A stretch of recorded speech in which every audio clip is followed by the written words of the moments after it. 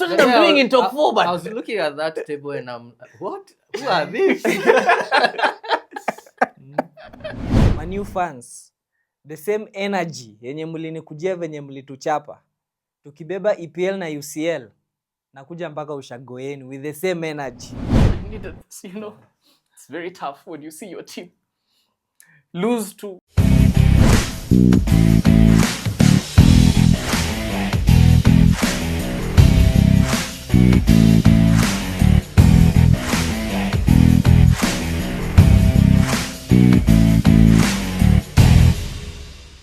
Of course, when you hear that sound, you know it's time for the greatest podcast on earth with the greatest panelist, Michael the Jazzman here. And of course, to my left is none other than Ndishu mwenyewe, Arsenal skipper. And to my right, you know him, you love him, you despise him, none other than Dr. Andy, lakini misi mwenyewe, ni mwenyeji.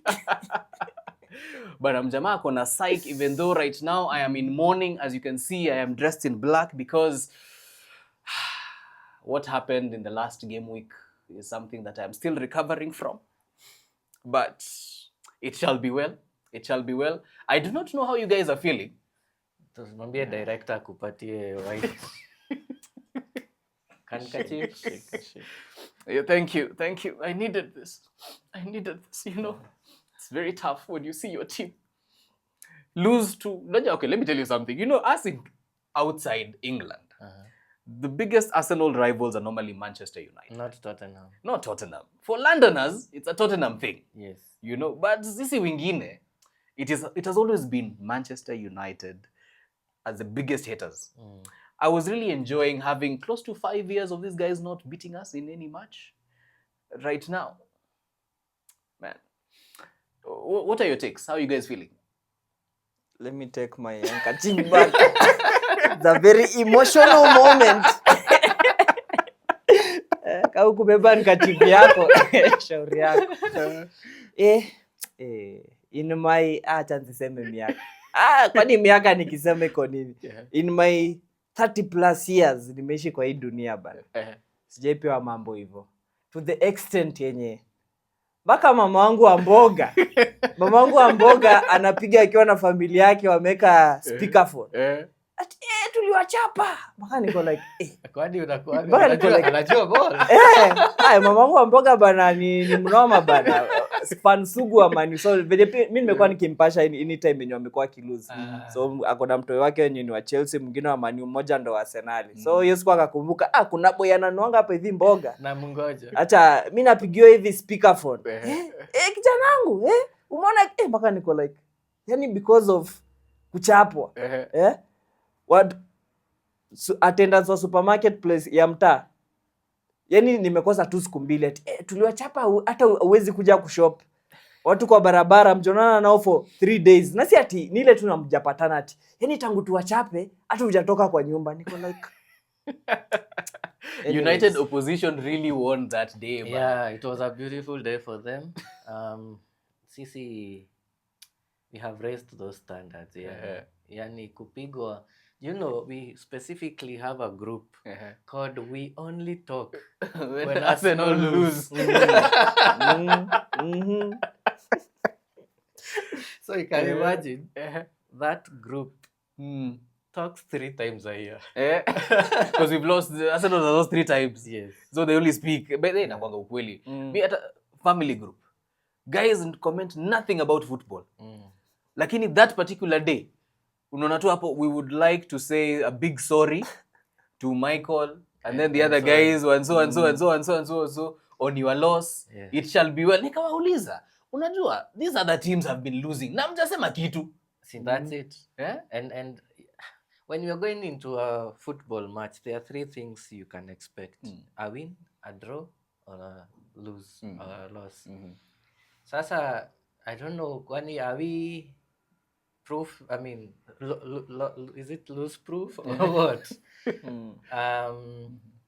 But let me just congratulate Man United for playing their cards very well. They did. They had their homework done. Yeah. You know what even makes it more painful? Tulipigwa home bana. Yeah.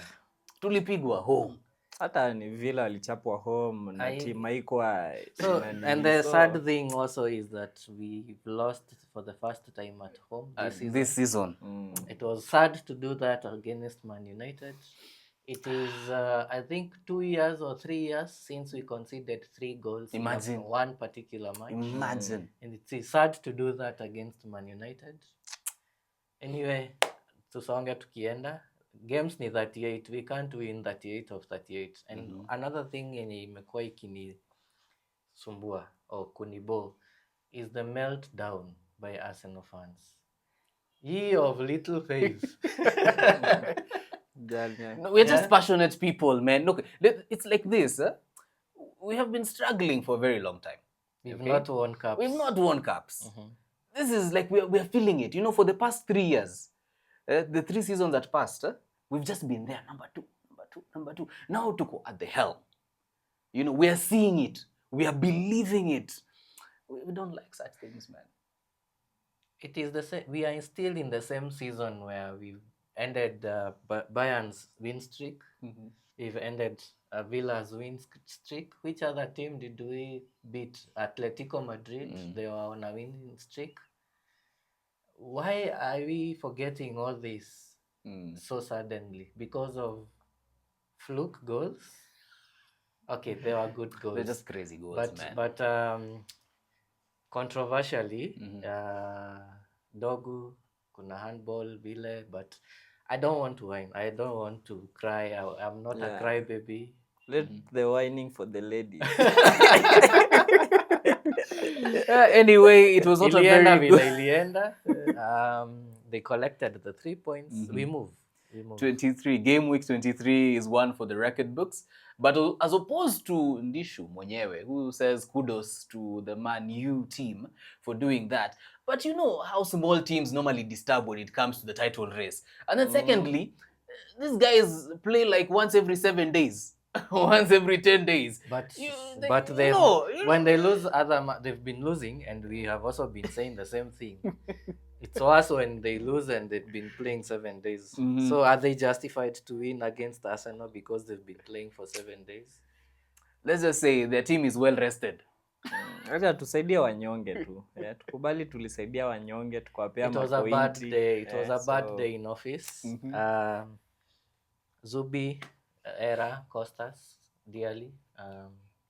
And we were mentioning with Zubi, the unfortunate thing is if he makes an error, it is a costly error. It is a very costly error. We've seen that before, the Liverpool match that led to Zoboslai's goal.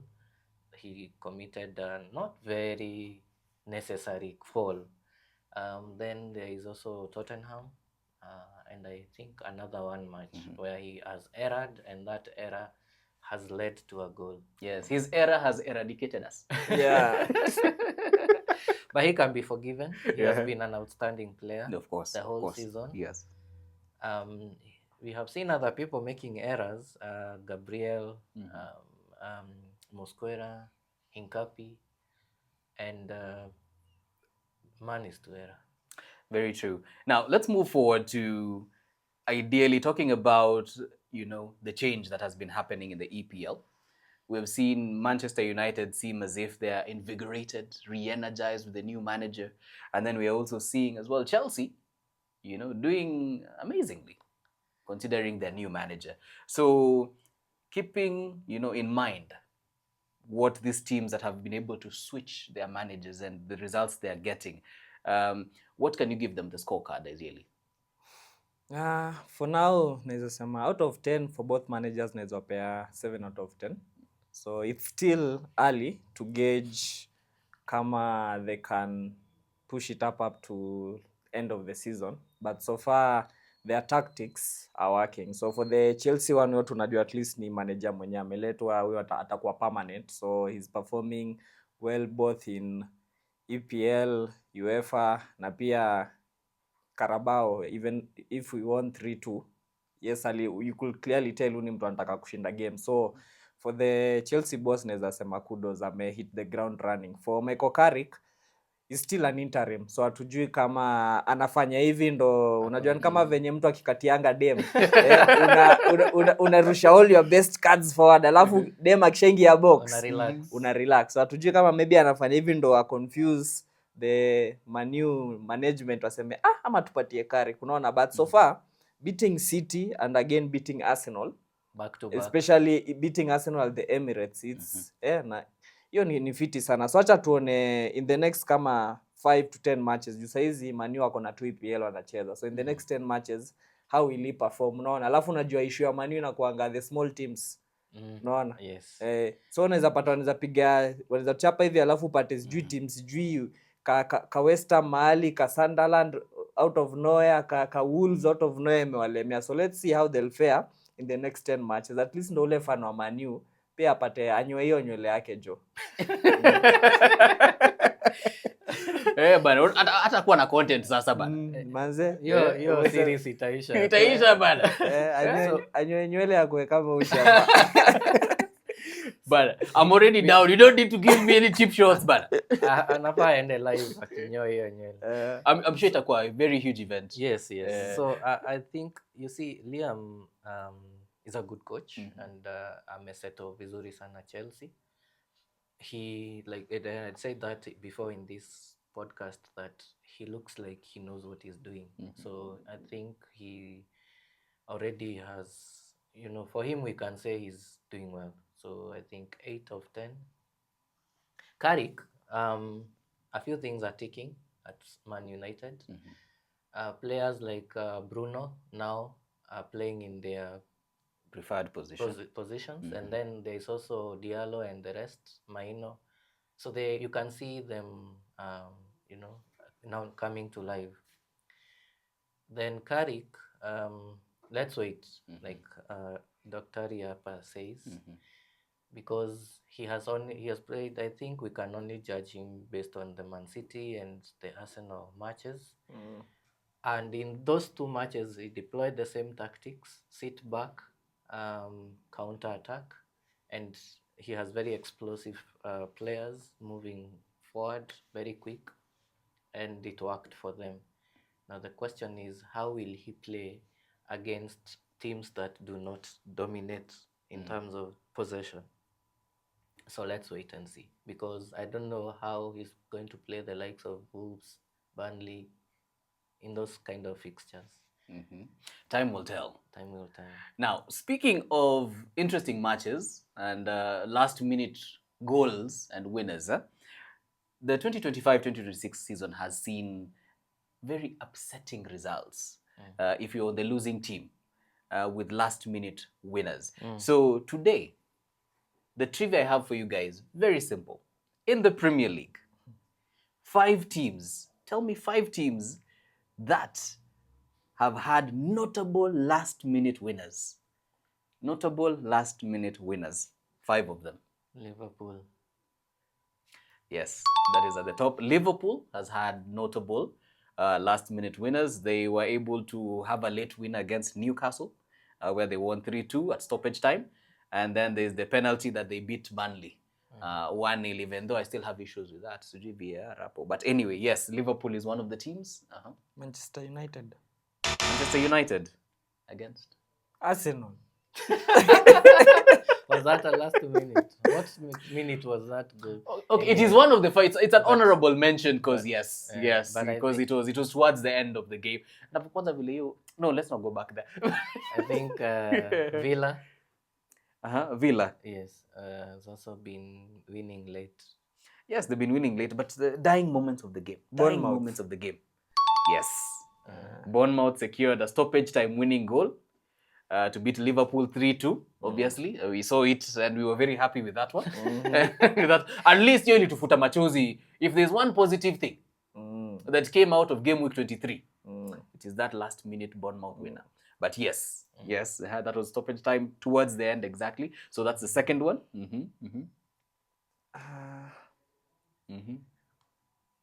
Stoppage time winners. They are inafai kwa ni win.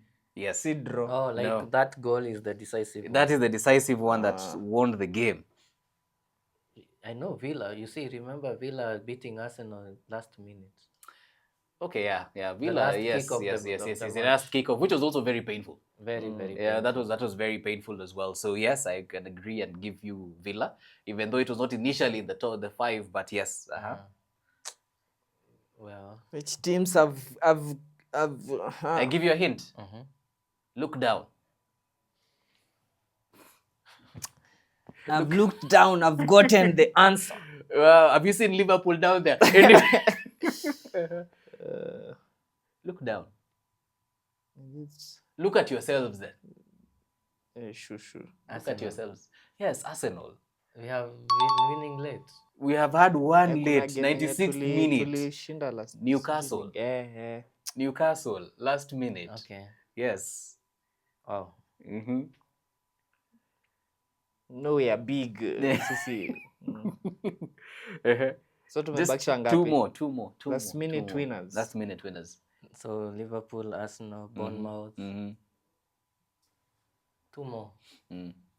I can give you a Sunderland. hint. Yes. Hata wewe ni Sunderland. Mm. Yes.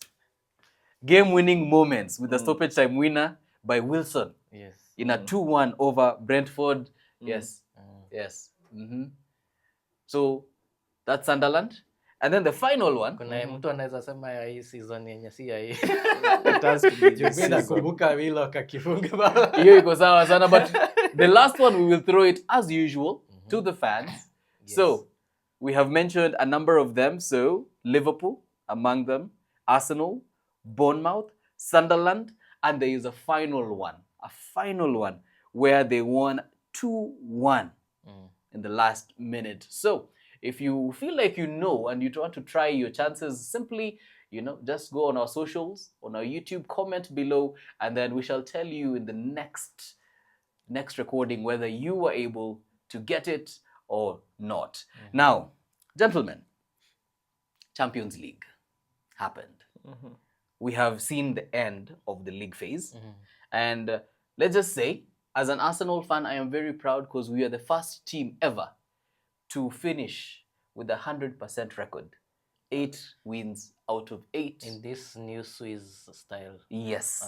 format. Yes. So Arsenal has made a mark. Liverpool won with 23 points last season, right? Yeah. So, amazing stuff. Ama walipigwa game ya mwisho. I think they drew or lost the last match. But they had 7 out of 7. Yes. But if you look at it now, the 8 out of 8 right now, amazing. What can you say with regards to how the Champions League is forming? Watch this space. Haters. This is not EPL. This is the Champions League. So keneza sema ni the people are very hungry. The boys. Unajua Champions League ni one cup yenye imekuwa ikitukimbia tangu 2006 when we thought we were winning it, imekuwa ikimbia. So the form tumekuwa nayo in Champions League, if only we can replicate it to EPL, kwa hivyo consistent. If we can go the next kama 8 matches in EPL, tukipiga to 3 goals and above takuwa fiti. So naweza sema ni ile yenye for Champions League pia partly unapata hizi cup competitions because amzichezi sana weekly. So maybe coach anaweza kuwa na enough time kujua venye atageja wachezaji, ama unaweza pata maybe siku yenye mkoneo game maybe kuna mchezaji ametoka injury, ama ino JPL unapata it's maybe weekly ama sengine kwa wiki mko na game mbili, but Champions League maybe ideally maybe twice or thrice a month depending on fixtures venye ziko. So naweza sema for sisi naweza sema we really want to win this UCL juu last season ona tulifika semi-final. So tukifika semi-final na squad yenye with Merino being our striker, unaona. So saizi I think Ateta ameambia my boys like we can actually win it, unaona. We can win the UCL. I know EPL ndo nini, lakini ni ile yenye wanasemanga if you find teams ukipatana na timu ya kuchapa wewe ichape. So saizi ni ile yenye my boys I guess wanataka kubeba hiyo kikombe. Juu kama pia uko England wanaendanga changing rooms wanaambiwa, wakianza kuongea na watu wanaambia nyinyi mnajua mjabeba UCL, so kaeni hapo kando. So at least wabebe, ndo hata saizi mtu akikwambia unajua mjabeba UCL uko like wanatuambia nini? Wataanza kusema mmebeba kamoja. Hawezi kosa kitu ya kuteta. Tunapea script. From Champions League, standout moments for you? I think it shows the level of competitiveness of the English Premier League. When you put it against other leagues in Europe, we have 5 out of the first 8 teams from England, and all the teams from England have qualified for either directly 1 to 8, or they are in the knockout stage. So none of the English teams have completely been eliminated so far. And that tells you the level of, it was easier playing Bayern Munich than playing Wolves. Which is very true. Yes, by the way, Wolves barely to Hemesha bana. Yes. Yes, so that says the quality of EPL is very solid. Not to say that Wolves would win Bundesliga. Yeah, but ideally is, I think the gameplay that is there in the EPL, and then now when you're facing the teams in Europe, is a bit different. Like if you consider even how Arsenal is scoring, because in all those games that Arsenal has played, sorry, we're talking about Arsenal because we love Arsenal, but if you compare like Arsenal, where in the EPL we have been criticized for not really scoring and having the scrappy goals, the corners, the set piece FC and things like that. Yes. But then when it comes to the Champions League, guys are blazing. Even ukiangalia a team like Tottenham, EPL they are struggling, but UCL what is Tottenham doing in top 4? But I was looking at that table and I'm what? Who are these? Top 4, but I know. It's crazy. Yes. What? And it's you know what it means. 5 out of 8. It means if there were 3 more teams in EPL in representing England in UCL, it means that the first 8 teams would have been English. It's massive. That league is hard. EPL ni ngumu. But it means then if you're topping EPL, then you're the best. And you can clearly see 8 of 8 wins for Arsenal. But EPL is interesting. It is hard because they're very defensive minded. In Champions League, it's all about the goals. Everybody's coming at you. Everybody wants to prove they're the best. And we saw that especially in the thriller that happened with Benfica versus Real Madrid. That was a crazy game. If you haven't watched that, kuna website za replays. Go and watch the whole game. We're talking about 2 red cards. Yes. And then a late, we talked about last minute winner. Last minute thumping. Because that was not a winner, that was a thumping. By the goalkeeper. And why did the keeper need to come and there were on 3 no, but now the thing is it was goal difference. Because remember they were about to be eliminated. Yes. And so yes, it was between them and Marseille. And Marseille was top. That goal was important. So they needed that goal because that was what qualified them. And that was just an amazing historic night. In a way naweza sema another masterclass from Mourinho. Amekuja kuhaunt his former team, na kama uliwatch game vizuri, the keeper alikuwa hesitant about going. Then Mourinho ndo akamwambia Mourinho, there's nothing to lose. Go. So ubaki usibaki, kama tunatoka. So heri uende, tuseme ulienda na ikakosa. So Mourinho ali push the keeper kumwambia it's okay, you can go. Na hata yeye ndo alikuwa anambia enda, alafu manze huyo kipa si tuko transfer window. Sijui Arsenal to sign Oja goal. Kwani unataka kila mtu? Woni sisi ni set piece FC. So Jagol anapiga maheda. Wewe imagine uko na huyo kipa hapo center forward, alafu kuna Gabriel. Na Gabriel hapo bwana. Hii unaweza. So nani anashika the event that tunapiga kona? Sasa si kuna raya huko hivi. Watapiga na itaenda. Tuko na Merino. Huyo Jagol nafaa tumsign. That was a classic apatie goal. Gyökeres pressure. Bana, that was so classy. Yeah, and now we are in the knockout stage, the playoffs first.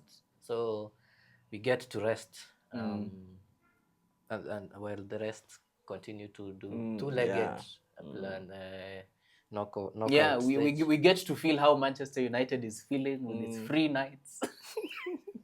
And then it's also good to note that we will not meet Bayern unless finally, in the finals. which is a good thing. That's a good thing for finishing either position 1 or position 2.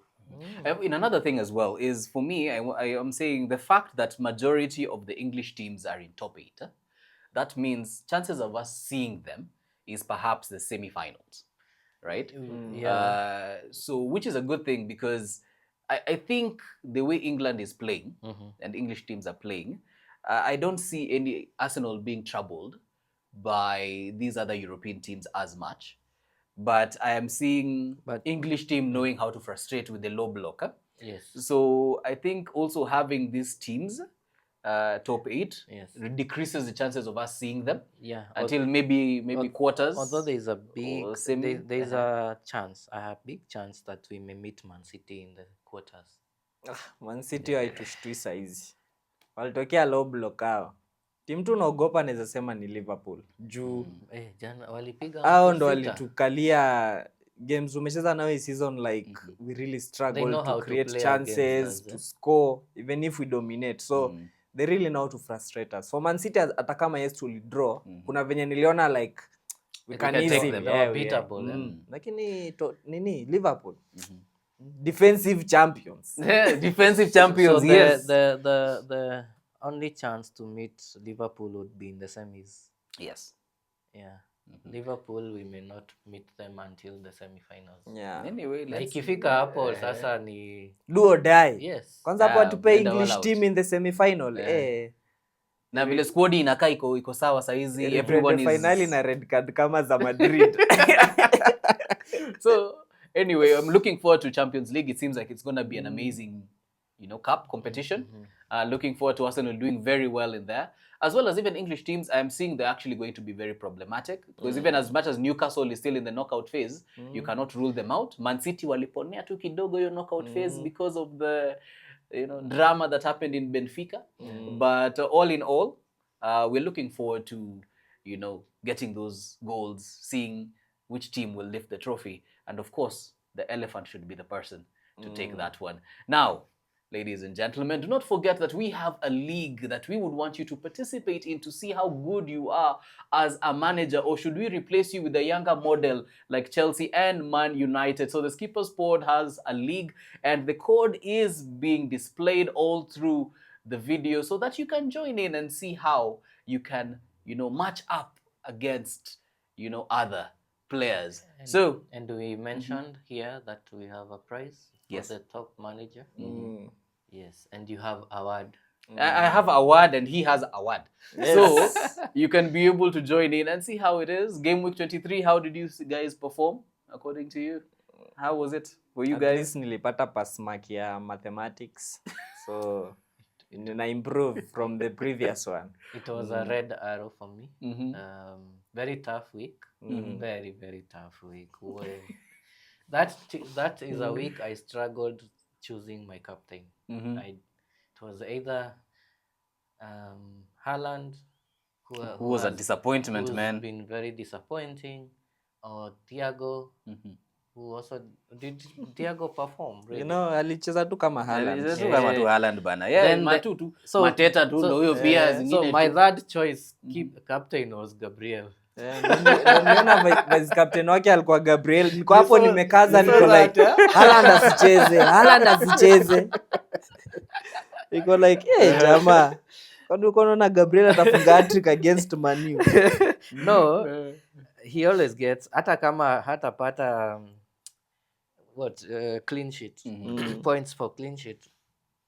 Probably he would have gotten points for defensive contributions. So, and he has been consistent in it, so I knew he would give me points. But it was very disappointing. Turns out I should have captained Bowen. He had a very good game, by the way. Yes. But that is good. But you're still at the leaderboard when it comes to the Skippers Board League. Yes, and many others. So, we are sorry, brother. We are sorry. Unajua, we are climbing na utuoni. Sasa shida ndio wako huko chini mnapanda. Tunakuja tu pole pole tu. Kidogo. Mimi tu tunakazana na jamaa because ako hapo tu namuona tu kwa mira. Ananifuata tu mdogo mdogo tu hapo. Umeniacha tu na points hata haziwezi kupitisha incha. What do you mean? Oh, okay. Yes. But na alikuwa ameniacha na points mingi a couple of months ago. So hata huyu Limuru CTFC, lakini kwa skippers naweza penda kubig up mwenye alikuwa number 1. Noma si noma. Yenyewe hii ilikuwa noma sana. Si yeye. The combo. Joshua, no wonder combo dynamics. Alikuwa akuje. Yeah, alikuwa afike hapa bana. Combo did very well by the way. No wonder ali comment. Vitu zilianza kumwendea straight. But an honorable mention for Mnaya. Noma si noma. Very good. Pia alijaribu. Alipiga wild card. Yes. Na wild card ikawaka. Yeah, so that is amazing. Moving on to game week 23. Quick one. Who should you eye in your FPL right now? Right now in game week 23. Who to watch? Yes. I think Enzo. Enzo, Chelsea. Generally Chelsea players. The only risk there is that I saw Palmer on the bench in their match again, in their Champions League match. So does it mean he's fully back? And how does that affect Enzo? You know, Enzo has been on penalties and stuff in the absence of Palmer, but a very good player to watch. So then, who else? I personally would say Semenyo.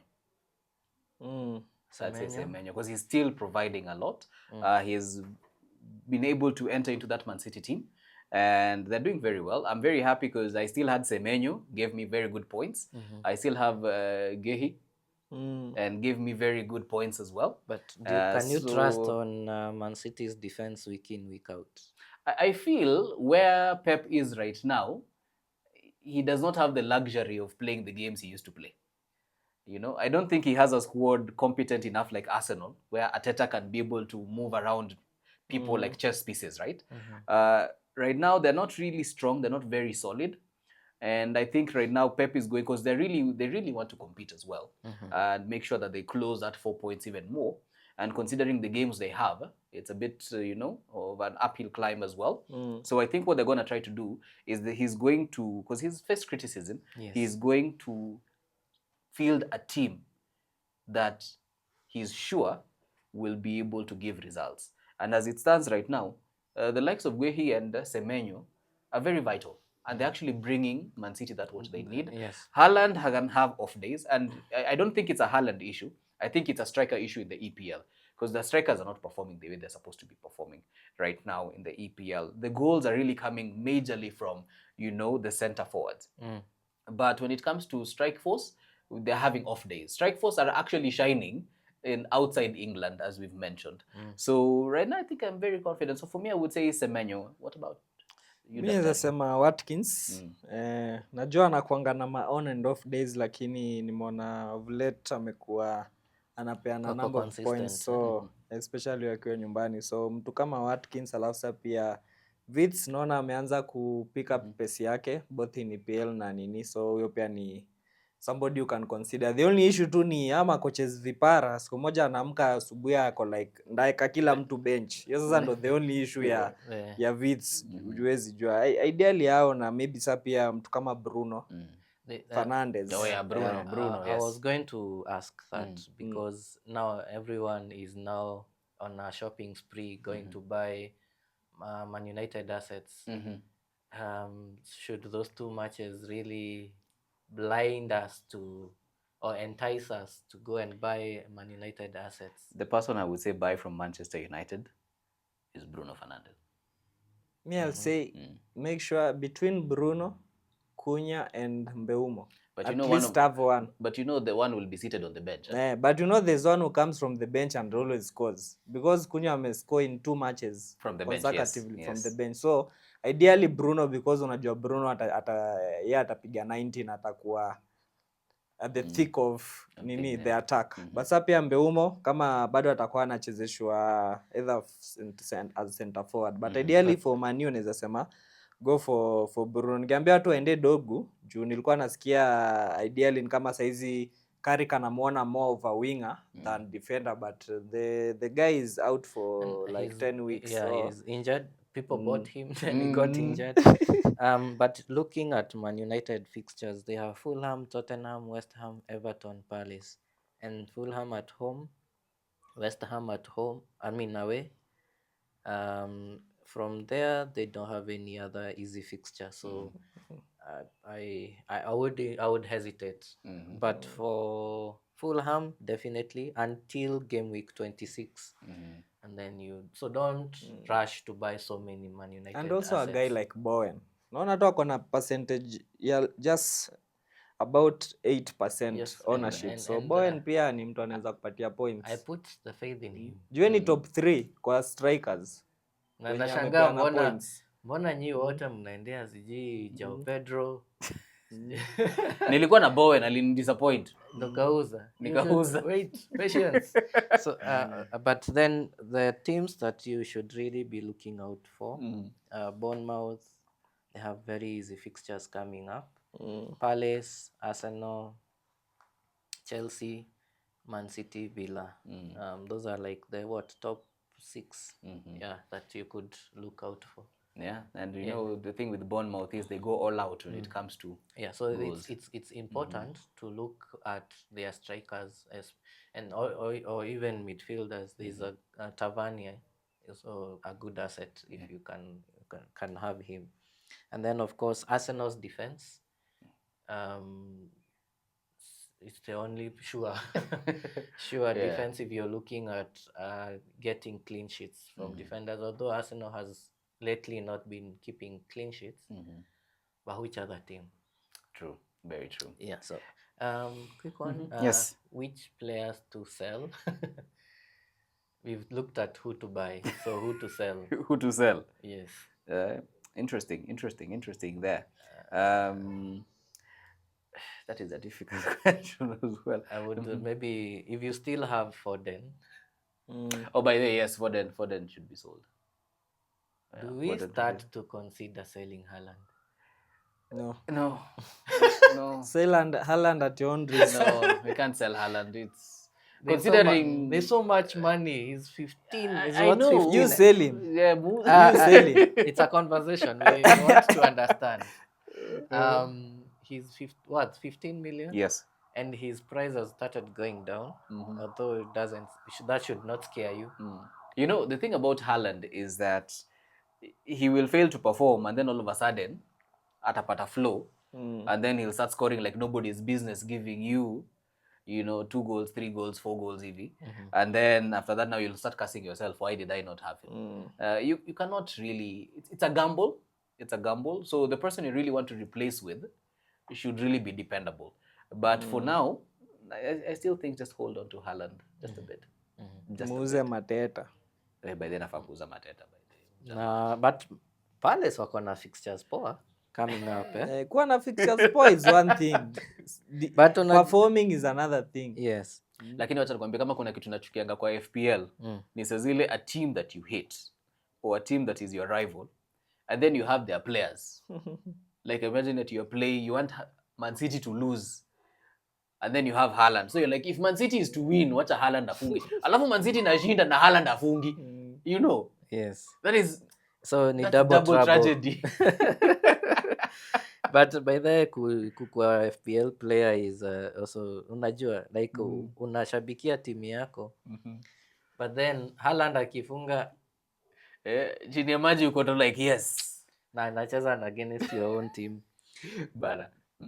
Yeah, Palace wako na Forest away. That sounds like a tough fixture. It is. They have Bournemouth away. Which is also tough. Not Bournemouth, Brighton. Brighton away.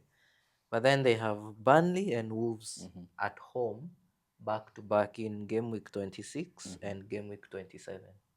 So you hold. If I had Mateta, I would hold him until game week 27.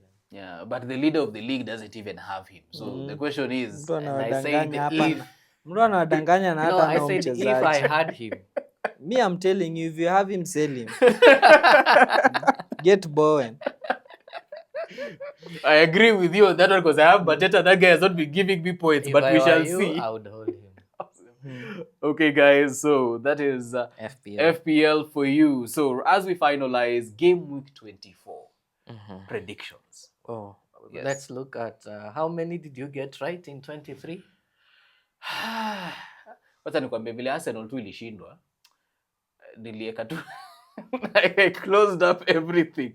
Wacha nikwambie everything football. I actually opened stuff on Wednesday because you eat Champions League.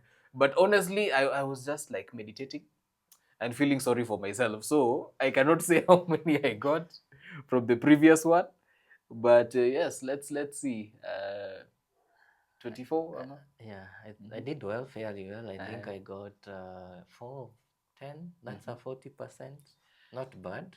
Not bad, but you're still underperforming. Ningeenda kampo. You're still underperforming. You're still underperforming. The shaman. At least nilipata yenye nilitaka kupata. Hizo zingine zilini. Unajua kitu naniboingi na predictions zangu. Zinakuanga right alafu tu like 10 minutes to time. Watu wanafunga afu uko like draw ilikuwa draw inaacha kuwa draw, win ilikuwa win inakuwa draw. So mimi na misingi tu na some minor margins. Minor margins. So nilipata tu pia almost kama ndishu mwenyewe around hapo 4 ama 3. Kuna mtu alinipasha ati juu nilipredict nini Man City draw against Wolves. Yeah, we really expect me nilisema Wolves win. No, let me tell you what I do. Wacha nikwambie kitu iko. When it comes to predictions, unlike everybody else here, nyinyi unajua your football strategy, game week strength, nini. No, me I just give you what I want to see. Okay? I give you what I want to see. That should be a sign. Do not attempt. Even game week 24, my predictions will be what I want to see. Okay, let's go to 24. What do you want to see? Okay, let's begin there. To see if it's what we also want to see. Brighton, Everton.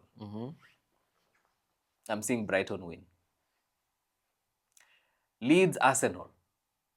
Obviously, Arsenal win. And Kai Havertz will score. Wolves, Bournemouth. Bournemouth win. Chelsea, West Ham. Chelsea will win, but I do not want that. Anyway. Liverpool, Newcastle. Newcastle win. Villa, Brentford. Villa win. Man U, Fulham. Man U win. Forest, Crystal Palace. Draw. Man City, Spurs. Can they just both lose? Draw. Sunderland, Burnley. Draw. That is mine. Daktari? Brighton, Everton, Brighton win. Leeds, Arsenal, Arsenal wins. Wolves, Bournemouth, Wolves wins. Chelsea, West Ham, draw. Liverpool, Newcastle, Newcastle win. Villa, Brentford, Villa win. Man United, Fulham, Fulham win. Forest, Crystal Palace, Forest win. Spurs, Man City, Spurs win. Sunderland, Burnley, Sunderland win. Speaking of people who want things to happen, your prediction clearly, that one is what he wants to see. Wapi? Objective. That is not hakuna kitu objective. Hakuna objectivity hapo. hapo. Nini hapo iko objective? Hakuna objectivity hapo. Mimi nimeona hakuna objectivity. Ngoja utaona. Okay. So, unlike both of you, Brighton, Everton win. Leeds, Arsenal win. Wolves, Bournemouth draw. Chelsea, West Ham, Chelsea win. Liverpool, Newcastle, Liverpool win. Villa, Brentford draw. Man U, Fulham, Man U win. Forest, Palace draw. Spurs, City, draw. Sunderland, Burnley, Sunderland win. And that's how she sang. Let's wait and see. So is mine objective? We respect you because of your FPL status. Really? There's a difference between EPL and FPL. The E and the F are different. Yeah. The E and the F is totally different. Yeah? Yes. But we respect that. I think yours is more objective. Hapa ni more wishful thinking. Ya huyu mwingine he's living in the clouds. Let me just say this. If you're correct, I'll be very happy. Okay? If you're correct, I'll be very happy. But that is wishful thinking. By saizi mnafaa mjue when I say something and you both disagree, mnafaa mkubali. Juu ile period nilisema Man U inapiga City. Mlikuwa hapa. Oh, yeah. So nikisema bado. So nikisema Fulham inapiga Man U na Spurs inapiga City. Na Man U ni disappoint. For the first time ever I have predicted a Man United win.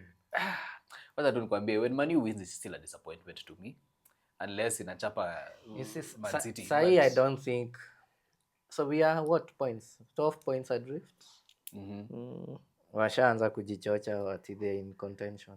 Well, ngoja. You know, we will know their true form. Wakianza kupata. But hii game ya Fulham itasaidia sana. Is it Fulham? Sindio? Kujua whether they are able to play against all competitors or opponents. Isikue tu mnapiga timu kubwa and then mnapigwa na mid table na bottom table teams. Well, we will see how it will go. But so far, excited for the league. Arsenal is still winning the league. We are still winning the Champions League. Your quadruple still in the works.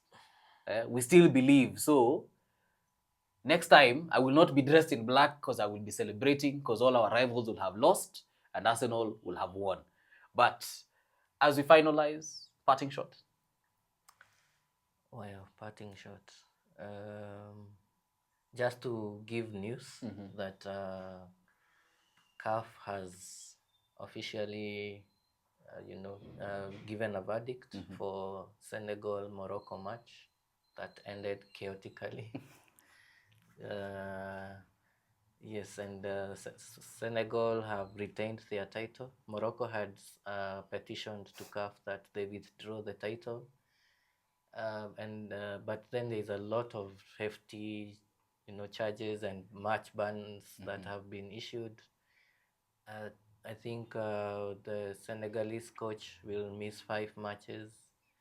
Then there is a few players who will miss 2 matches and stuff like that. And a lot of money that has been issued as fines. Yes. Yeah, that's an interesting update as well. For both teams, yes. Okay, not bad, not bad. Mimi yangu si parting shot.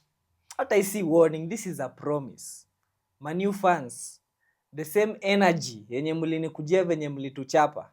Tukibeba EPL na UCL, nakuja mpaka ushagoeni with the same energy. So kama mko na wachawi mwende muombe tusibebe hizo. Juu tukibeba wale watu mama mboga, watu wa supermarket na mamori wangu hamtatulia. But the interesting thing is Man U hata wafanye nini? They can't stop us from winning UCL. No, it's okay. They cannot stop us from winning UCL. They're not playing it. They're not playing. Right now, they're not even playing for anything. They're not playing for glory. Yeah. They're just, participating. So, sijali mtapata participation trophy yenu, Manchester United fans. But all in all, thank you for hanging out with us. From the team here, we say have a good one and see you on the next one.